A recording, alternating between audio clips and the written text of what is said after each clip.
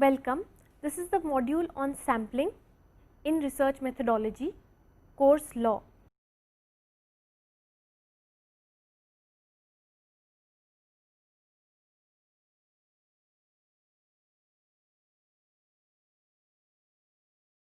So, we are studying research methodology in which we are going to study legal research.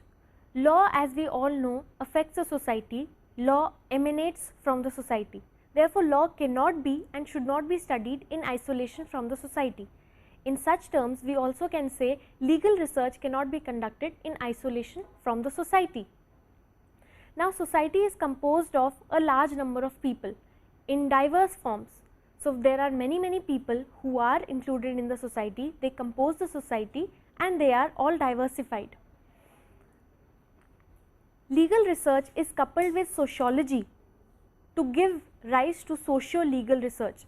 In socio-legal research, we study the doctrinal principles of law as it affects the society and the sociological dynamics or societal dynamics as we might like to call it. Now, where there are a large number of people and we need to conduct the study on them, we cannot be restricted to just books. We have to go out into the field, we have to interact with the people, we have to observe their behavior, etc.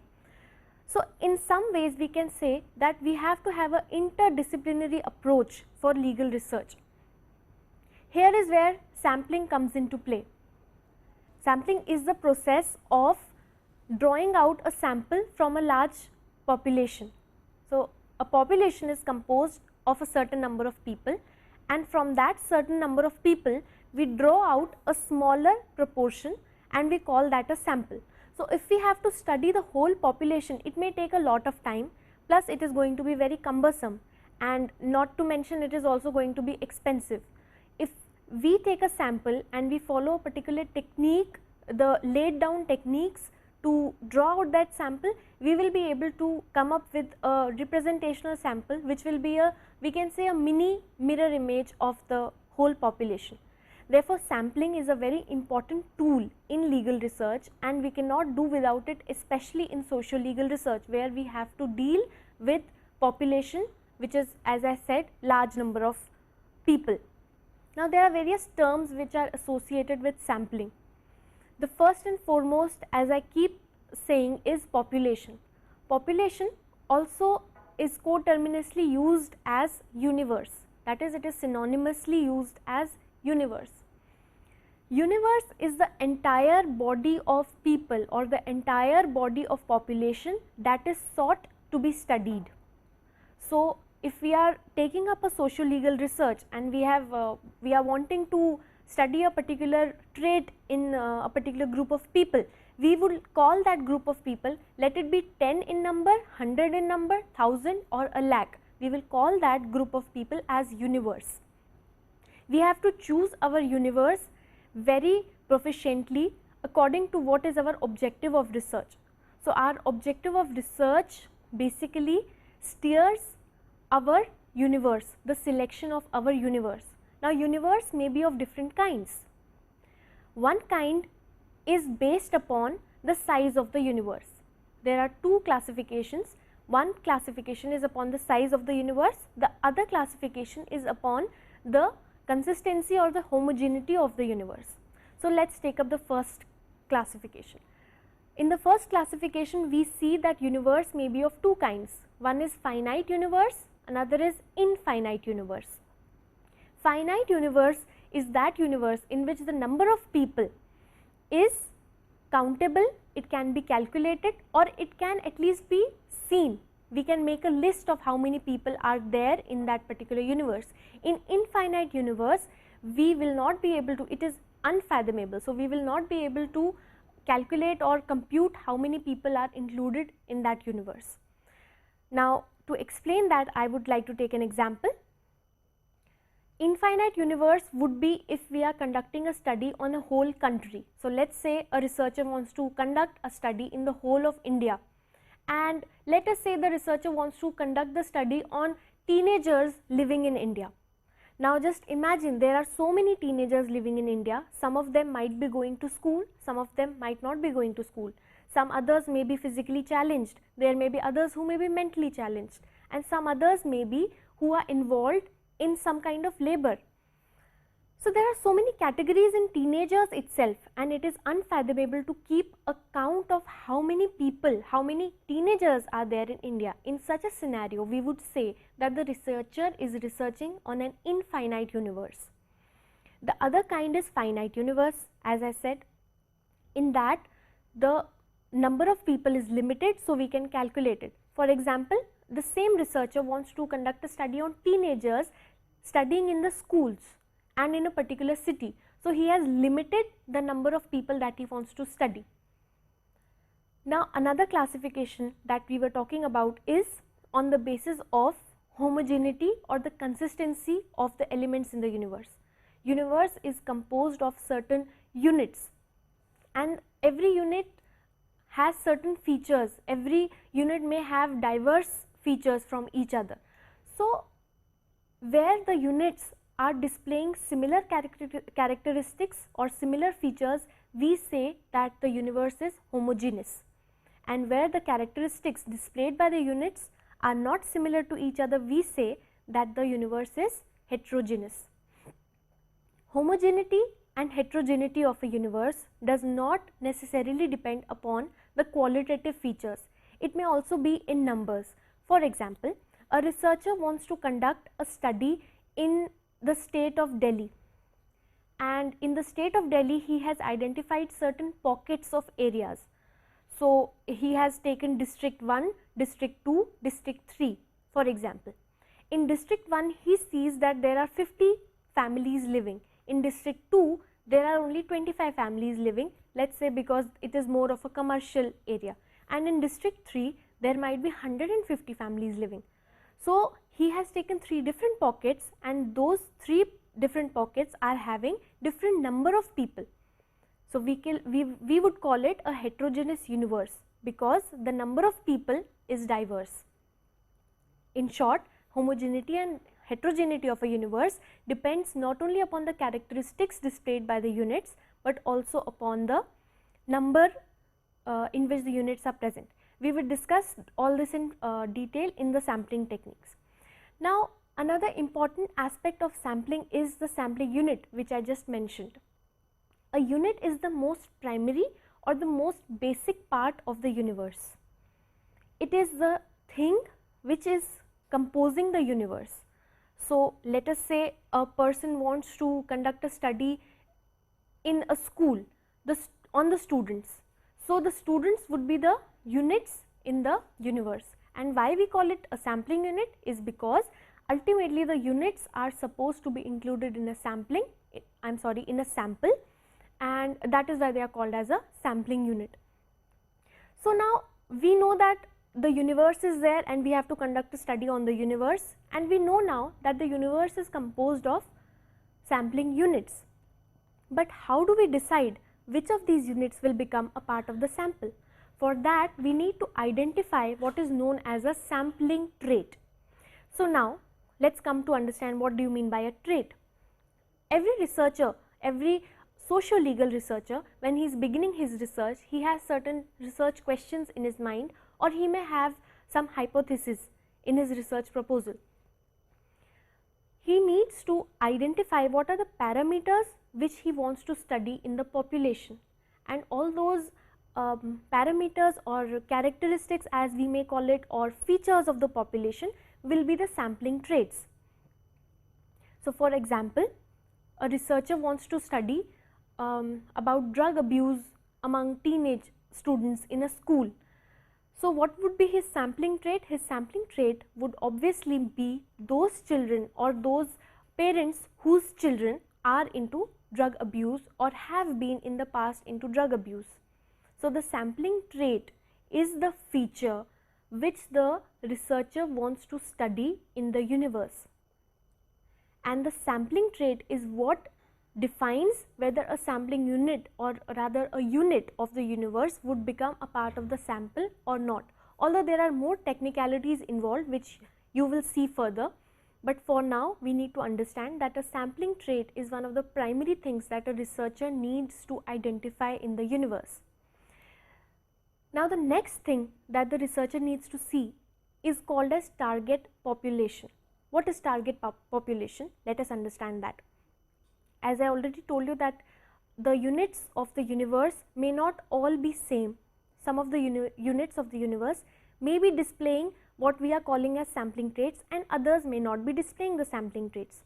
So in case the units that are displaying the sampling traits are a fixed number, we say that that particular part of the universe becomes the target population. So in other words, the target population is what we are going to get once we filter out those units that are not required by us, that are wasteful for us as a researcher. So once we have the target population, we know that this is the universe that we want to study. Let me again elaborate this point about target population by taking the example of the study on drug abuse. So this researcher, for example, has a study proposed for drug abuse among teenage children in schools. Let us take for example that he wants to conduct this study in the Delhi region, in the NCR region of Noida. So obviously he will be talking to students who are studying in the Noida schools, number one. Number two, those students must be or must have been in the past, they must have been facing drug abuse. Now another question to be taken into mind is that these children or these students may not be very honest with the responses that the researcher is wanting to ask. So in that case, the researcher would like to talk to the parents of such children and the school authorities where such children are studying. Next, the researcher can also talk to counselors who are attached with such schools. So now what do we get? We get the target population that are showing the sampling trait. So the universe basically is not only composed, or it cannot be demarcated by a geographical area. There are certain questions, there are certain considerations that are to be kept in mind when we are demarcating universe and when we are trying to figure out which is our target population in the universe. Now an important thing that next comes to our mind is the sample size. The sample size, as the name suggests, is the size of the sample that we are actually trying to draw out from the universe. There might be a possibility that the sample may be biased sample. In such cases, we need to understand that the sample should not be a biased sample at all. How can we assure that? We can assure that by following the techniques that we have formed for our sampling. Now let us try to understand what kind of errors can be there when we are doing samplings. Obviously no human action is without an error, so is sampling. In sampling, there might be errors that are caused due to sampling or not due to sampling. The errors that are associated with sampling itself are called as sampling errors, and those errors that are not associated with sampling are called obviously as non-sampling errors. Sampling errors are caused due to inappropriate use of technique or using a technique which is not suitable for that particular problem. As I have already told you that when we are drawing out a sample from a universe, we need to see that the sampling technique that we have employed is according to the research objective of our research. So if we follow that sincerely, we will not get a biased sample. We will not have a sampling error. But in case we do not, and we randomly select any sampling technique without understanding what is our objective of research and what kind of sample size do we want from the universe, we might end up with a sampling error. Non-sampling errors are those errors that are associated not with sampling. So for example, these are the errors that may occur during data analysis or data collection, or even while the formation of research design. So one has to take care. But all in all, sampling errors as well as non-sampling errors, they all cumulatively affect the study results. So what is the need of sampling? We have been studying, we have been reading sampling. What is the need of sampling? The first and foremost need of sampling is that it gives us accuracy of results. Now you may wonder that we have a universe to study, which is a huge amount of people, a particular group of population, and we have taken only a small amount of population from it to study in lieu of the universe. Then how can the results be accurate? Well, the answer is very simple. The larger the amount of data to be calculated or computed, the more are the chances of some mistakes happening, because as I already said, it is only human to make mistakes. Accuracy of results is obtained because we have taken a representative sample from the entire body of population or the entire body of universe. While doing that, we have made sure, we have applied the techniques in such a way that we have made sure that the sample is displaying the characteristics of the universe and it is displaying the number of people in a proportionate manner. In such a way, we can deduce the results from the sample itself and we can generalize those results to the universe. So obviously, this is one important aspect of doing sampling, so that we do not have to conduct the study on the whole universe. The second important thing is it is time efficient, because imagine that you have to conduct a study on the whole of the India. So that would obviously be very time consuming and it would take a lot of efforts. Conducting a study on a sample reduces time by a lot of times. Thirdly, it is cost effective. Conducting a study on the universe as compared to conducting a study on a sample is but logically more expensive. So when we have to conduct a study on a huge group of population, we will obviously prefer that we spend some more time and we understand the technicalities of sampling, and therefore we reduce our cost. After all, research work is to be sponsored by our own self if we are not going to a research institute for it. Most importantly, the need of sampling is because it is convenient to do sampling. When we apply the techniques of sampling, we are able to come up with a sample which is a mini representation of the universe. While doing that, we are basically studying the universe but in a more convenient manner.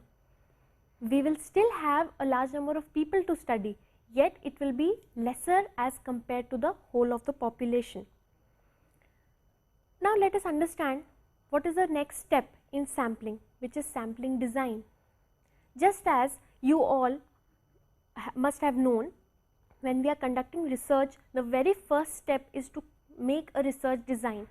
Research design is nothing but the guiding path, the guiding light for our research. In a similar way, sampling design is nothing but a pathfinder for our sampling processes. So what all things are there in the sampling design? The first and foremost thing that is there is the objective of study. The objective of our research is the thing that guides us right from the time of formulation of research problem to the time we are writing our research report. So objective of study has to be kept in mind while making the sampling design. When we are beginning with sampling, just prior to that, we should sit at one place and try to figure out what exactly is the objective of our study or what are the objectives of our study, because that will, as you will further see, that will be very important in understanding or in finding out which is the appropriate sampling technique for our study. The second thing is about universe. We have to clearly define our universe. We have to clearly know what all traits do we want in the universe. So we should know what are our sampling units and what all sampling units are composed, are included in the universe. So next step is to define the universe very clearly. Third step would be to have a sample size. Now once we have the universe, we can easily come to know, or we can easily decide what kind of sample size do we want. Now how can that be done? Sample size is something which has to be proportional to the universe. We cannot have a sample size which is just 50% of the universe, or we cannot have a sample size which is just 2% of the universe. In other words, a sample should not be too big nor should it be too small. It has to be sufficient in number so that it represents all the characteristics present in the universe proportionately. Next thing that we need to note down are the population parameters, which are nothing but the vital statistics of the population. For example, census figures or gender ratio, etc.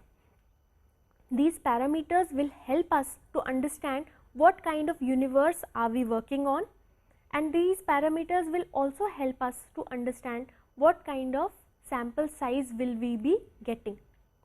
Next thing, which according to me is a very important step in individual researches, is budgetary and time constraints.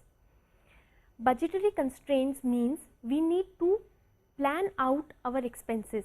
We have to predict what kind of expenditure would we be incurring in the sampling, while doing sampling as well as after the sampling is done and we have a sample in our hand.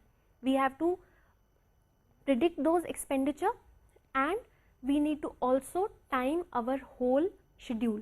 So, we need to have a time frame within which we must focus and we must stick to that time schedule.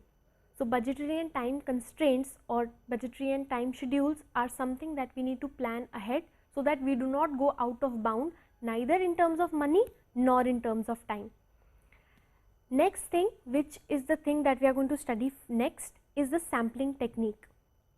So, what do you mean by a sampling technique? Sampling techniques are those techniques that are used to carve out a sample from the universe. Universe is composed of many units, as I have already told you, and we need to carve out a sample from it in such a manner that it becomes a mini mirror image of the whole universe. Now, what kind of sampling technique is to be used depends upon the sampling technique as well as the universe. That is to say, we need to first and foremost find out what kind of universe are we working on, that is, what is the nature of the units in our universe.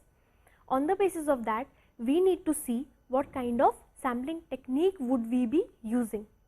Every technique has its own salient features, every technique has its disadvantages, advantages, as well as every technique has its suitability to a particular kind of universe or to a particular kind of study.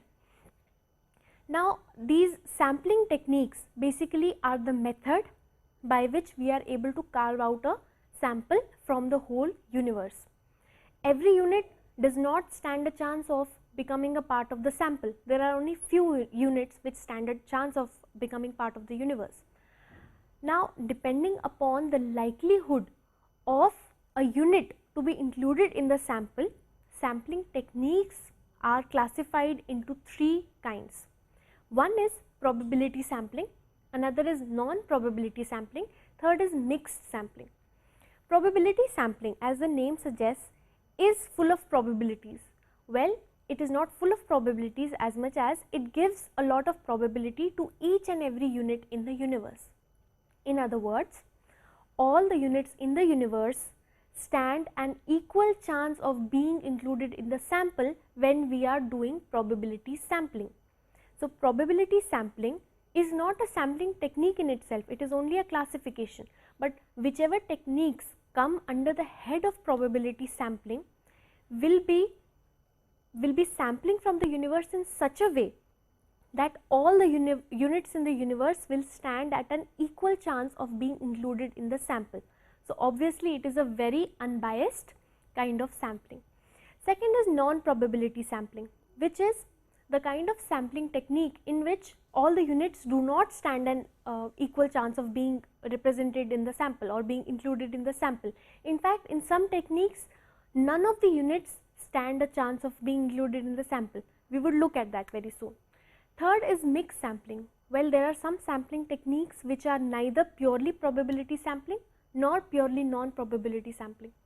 In such cases, or such sampling techniques are basically then kept under the third head, which is the mixed sampling. A lot of sampling techniques that we are going to see will form under the head of mixed sampling. Now, let us have a look at the sampling techniques. First and foremost, we will see the easiest sampling technique, which is called as simple random sampling. Simple random sampling, as the name suggests, is the doing of or conducting of sampling in a very random fashion, and it is very simple because it has no technicalities. Simple random sampling has only one prerequisite. You need to have a list of all the units in the universe. So, let us say you are conducting a study on some number of houses or some number of families in a particular locality. You need to have a list of all the houses in the locality. Now, simple random sampling is nothing but the choice of the researcher. The researcher can randomly pick up any house or family that he wants to study, and he can include it in the sample. Simple random sampling is completely the researcher's choice, that the researcher wants to randomly select, or he wants to use a particular system in selecting, or he wants to blindly do it, or he may ask a child to do it, or he may ask his own supervisor to do it. So, it is completely the choice of the researcher what kind of method does he want to use for doing this simple random sampling. The most popular methods of simple random sampling are lottery and Tippett's table. Lottery, as the name suggests, is a blind method of doing simple random sampling. So, all you need to do for doing using the lottery method is to make a list of all the units present in the universe, as I already said. You name them or you give them a number, and you write all the numbers on small chits of paper. You put the chits away, you put them together and probably shake them, and either you yourself pick out the requisite number of units that you want, because you have already decided the sample size, or you can ask anyone else to do that for you. So, whatever units you will have in your hand will be your sample. Now, this has no technicality. However, there is a disadvantage because it may not be representing the universe proportionately or adequately. So, it is the researcher's choice what is the sample size that he wants to do, and what kind of units will he be picking up is completely the luck of the researcher, I would say.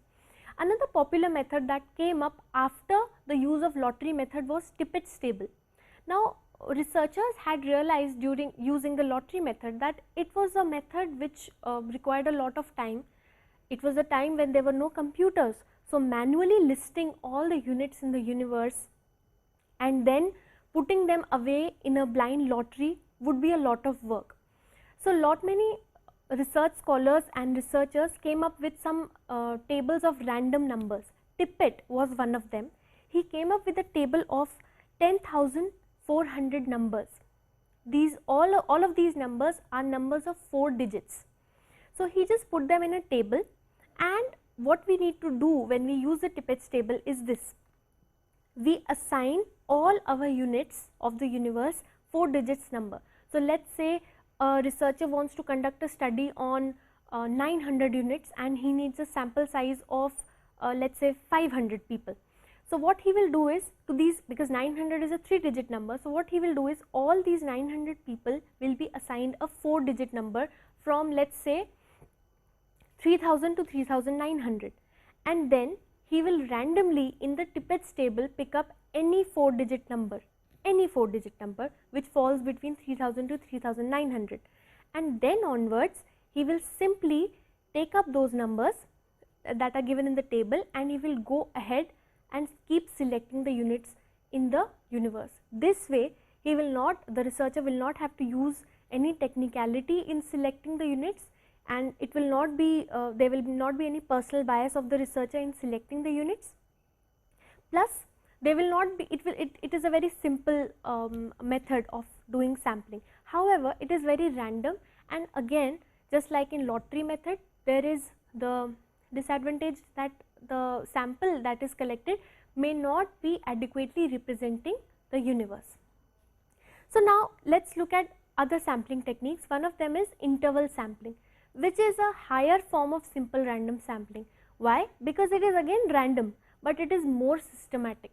Interval sampling is nothing but selecting units from the universe in an interval or after a particular interval. What that interval will be is completely the researcher's choice. So, let us say the researcher wants to select a sample size of 20 people and he has a universe of 200 people. So, let us say the researcher says that my interval is going to be 10, and he makes a list of all the units in the universe and he randomly picks up any number. Let us say he has picked up the number 11. After that, he is going to, after an interval of 10 people, he is going to select the units. So, he will have a sample size, the desired sample size that he wants, and he will not have to use any technicality. Plus, there will be no personal bias of the researcher. However, this kind of sampling is not very useful in heterogeneous universe, because in heterogeneous universe different characteristics, diverse characteristics are present in the universe. So, let us look at another sampling. Another kind of sampling that we can see or we can conduct is stratified sampling. Stratified sampling, as the name suggests, is a sampling in which the population or the universe is divided into strata. It is a method which is very useful for those populations which are heterogeneous in quality. These kind of universe which are heterogeneous in quality and which can be divided into homogeneous strata. So, there might be a population which can be divided into different strata, and each strata should have homogeneous quality with each other. Now, what the researcher will do, he will draw out samples from each of the strata using any of the other sampling techniques that he may like. The final sample, which is composed of all the samples from each of the strata, will be the one that he will be studying finally. Stratified sampling can be conducted in two ways. One is proportional, another is simple. In simple stratified sampling, as we see, as I have already told you, the researcher simply selects from the a sampling units from the strata, each of the stratum. And in proportional stratified sampling, the researcher makes sure that the proportion in which the stratum is present in the universe is the same in which the units from that particular stratum are present in the sample. So, that is what is called as proportional stratified sampling. It is more technical, however, it ensures that the researcher will get a more proportionate sample. Now, next is purposive sampling. Purposive sampling, also known as judgment sampling, is entirely the researcher's choice. The researcher is at complete free will to select any of the units that stand a chance of being included in the sample.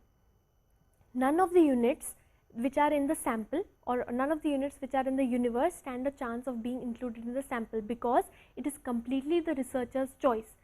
Researcher, out of his convenience or within his convenience, may choose any unit that he likes. It is very useful in those researches in which qualitative investigations are to be done. It is not very useful in empirical analysis. Why? Because it may not be representative in character. The sample that you finally get may not be very representative of the entire universe. Another one is convenience sampling, which should not be confused with purposive sampling, because in convenience sampling also the researcher himself chooses which kind of units he wants to select as sample.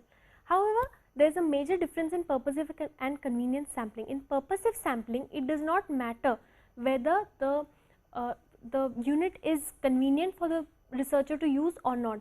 But in convenience sampling, the researcher accesses or uses any of the units that are convenient or that are in front of him to be included in the sample. Now, all the units that are convenient to access may be included in the sample, but one advantage of this sampling is that there is no need to have a prior list of all the units in the universe. It is a very inexpensive method which makes it very popular among the researchers. However, convenience sampling cannot be used in empirical researchers, it could be used in qualitative researches. Let us take for example a company which has launched a new product in the market, wants to know what is the response of the public for that particular product. So, that company will access any of the people that it wants to, or it is coming across any place where the product is being sold, the company will take the responses or will take the feedback from those people. Another important kind of sampling that is done is cluster sampling. Cluster sampling means that kind of sampling in which the universe is divided into clusters. Now, we studied stratified sampling and we saw that the universe was divided into strata, but in stratified sampling the researcher himself was dividing the universe into different stratum. In cluster sampling, the clusters are already available or they are already made in the universe. To take a very simple example, let us say a researcher wants to conduct a study in an educational institution or a university. Now, there are various departments that are existing in the university. So, those departments will have various employees. Let us say the researcher wants to conduct a study on the women employees. So, each of the department will form a cluster. Now, the researcher will take into consideration all the clusters and he will draw out the samples from each of the clusters. That is one way of doing it. Another way of doing it is that sampling may be done in multiple phases. That is to say, the researcher has already taken out the samples from each of the cluster and he has studied them.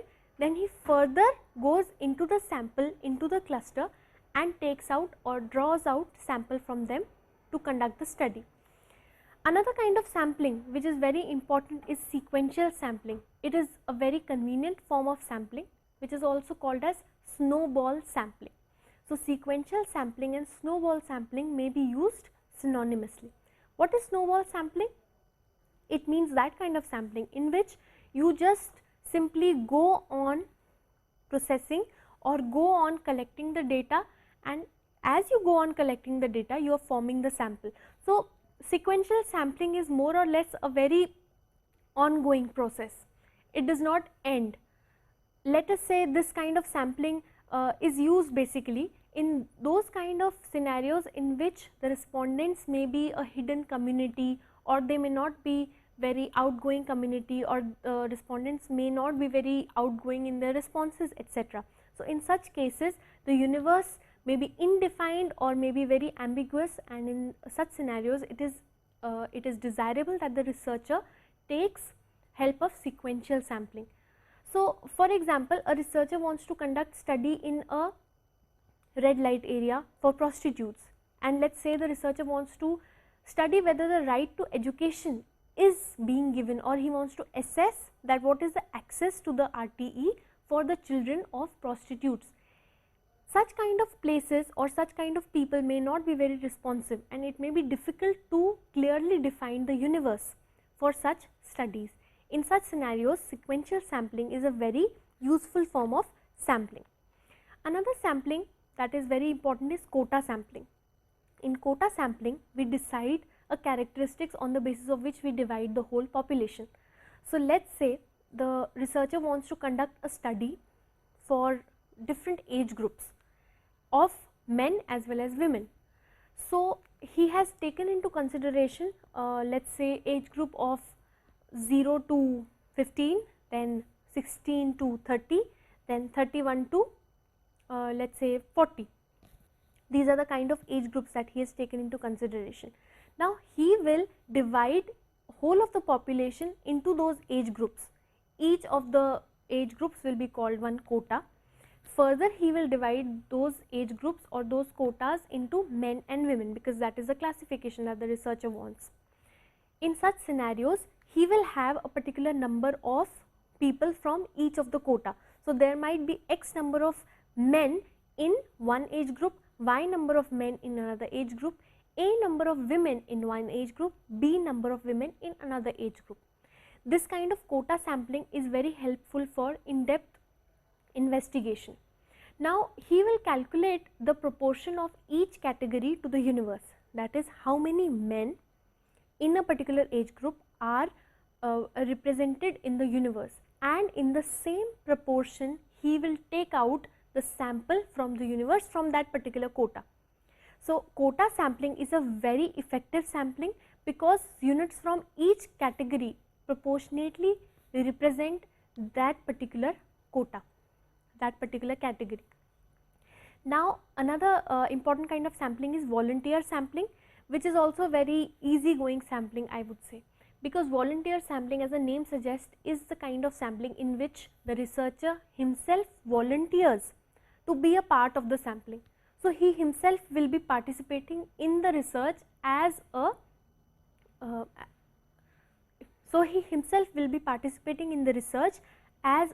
volunteer or as a participant. His own data will be collected by his own self. So don't you think there is going to be some form of personal bias? Yes, the answer is yes.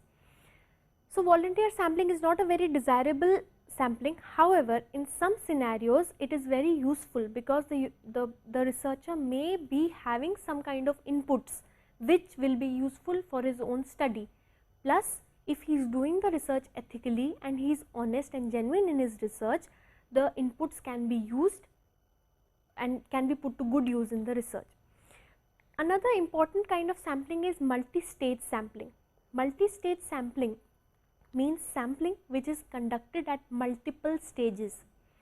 Now what happens is, in multiple sampling, we take a particular universe, we divide it into different categories or divide it into different areas.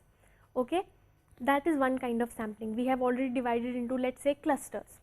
Okay, so we have done cluster sampling at one stage.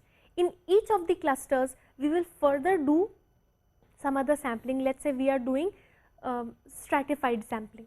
In each of the strata we are further doing some more sampling, let us say sequential sampling, or if not sequential sampling, let us say interval sampling. And in the smaller number of sample that we have now in each of the different clusters, we are further conducting sequential sampling, and that particular final sample will be the one that we will be using as a sample for our universe. Now multi-stage sampling is done in those scenarios where we have a huge population which is divisible into clusters. I will give a very small example to make this understand. So let us say a researcher or a research organization wants to conduct a particular study in the country of India. So first thing that they do is they divide the country into clusters. Now we have north zone, south zone, west zone and east zone. So there are 4 clusters. In each of the clusters they may do, let us say, stratified sampling. So let us say let us assume that the researcher wants to conduct the study and one of his sampling traits is also geography. So he will divide each of the clusters. Within the clusters he will divide the clusters on the basis of the geographical conditions into different strata. In each of the strata the researcher or the researchers may further do purposive sampling or interval sampling. So in other words, the sampling is conducted at different stages and it goes down to a very small number of sample, but it is done in such a way which is very technical and it is very organized. Therefore, the proportionality may be a question, because after all we are going from a huge population to a very small number of people. It may be, the proportionality may be a question. However, because we have done sampling at multiple stages, so representativeness may not be that big a question. Multi-phase sampling is another twin brother of multi-stage sampling. The only difference between multi-phase and multi-stage sampling is that in multi-phase sampling, the sampling is also done in multiple stages, but at every stage the sample that you get is studied first. So for example, in the example that I gave of India, the clusters that are taken, the north, west, south and east zone, each of the clusters will have a particular sample, let us say on the basis of strata, or let us say among the clusters some purposive sampling is done. First a study is conducted on those samples, then the clusters are further sampled into by stratified sampling, etc. Then the study is conducted on those samples, and finally the samples that you get, which we have already discussed in multi-stage sampling, that is conducted in the end. So basically you can have a comparison of samples within the universe as well. This is also a very effective method of sampling for in-depth investigation.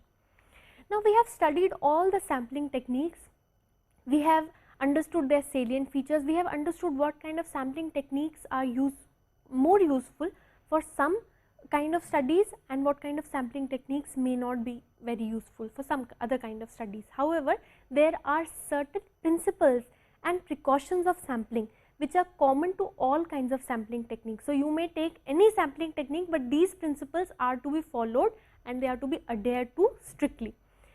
Most important one is we have to clearly define our universe. So we need to have a clear definition and a clear demarcation of our universe. We cannot have a vague idea or ambiguity, so that it would lead to a lot of ambiguities in the sample itself, which would lead to ambiguities and errors in the final study results. So a clearly defined universe is the most important thing in sampling. Second thing is we need to have a well planned sampling design, because we are beginning with sampling and we have begun with a guiding light, that is a sampling design. We need to be very clear of what our sample size should be, what kind of proportions do we want for the sample from the universe.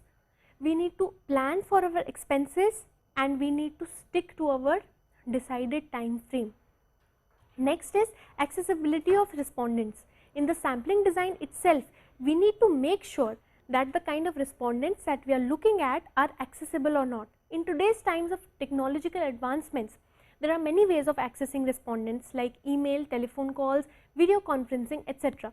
But in each of the ways of communication, we need to make sure that the respondents that we are wanting to or we are seeking the data collection from are accessible and they are going to respond or not. Next thing is that the units that are included in the sample must be independent of each other.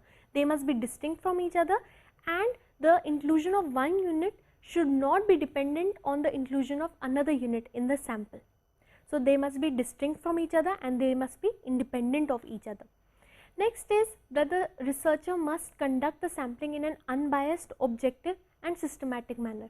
We have studied lot of techniques of sampling till now, and we know the technicalities of each of those sampling techniques. We know the salient features of those sampling techniques, we know the advantages, the disadvantages of those sampling techniques, and we also know which universe and which studies are the most suitable for.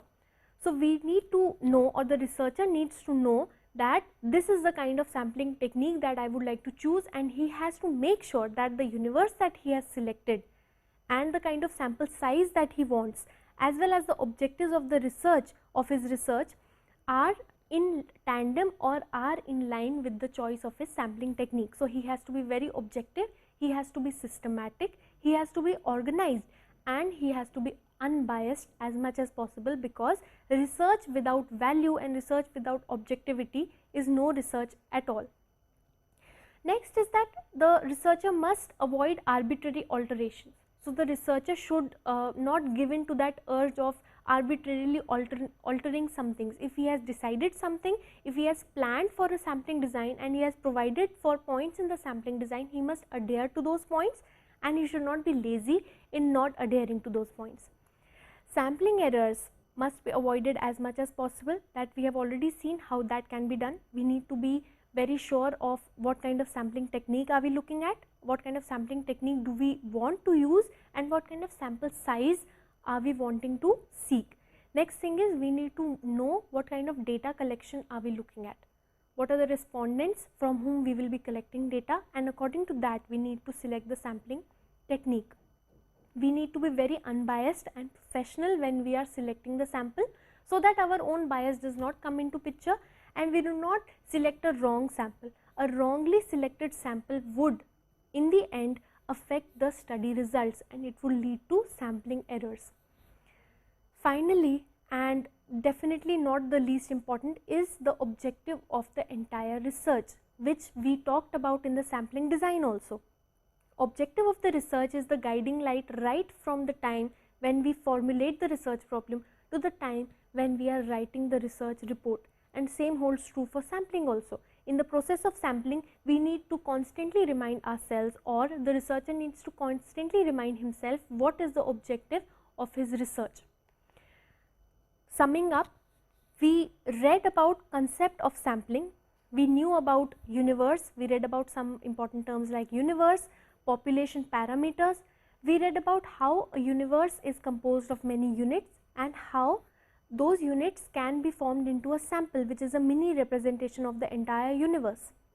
We read about the importance of sampling, that why do we not study the whole universe, and in lieu of studying the universe, we study the sample. Next, we studied the sampling design. There are various steps in a sampling design which need to be followed for preparing a particular design, and we need to follow it. If we have a guiding light, we will be able to do our sampling in a very systematic and organized manner. We studied various kinds of sampling techniques. Before that, we read about classification of sampling in probability, non-probability and mixed sampling. Thereafter, we did various types of sampling techniques, and we studied their salient features, advantages and disadvantages. Now, we do know that what kind of sampling techniques would be more useful for a particular study and for a particular universe. Last but not the least, we studied important principles of sampling. In important principles of sampling, we came across some precautions that the researcher has to always take, whether he is making his sampling design or he is conducting sampling by using any of the sampling techniques that he has studied.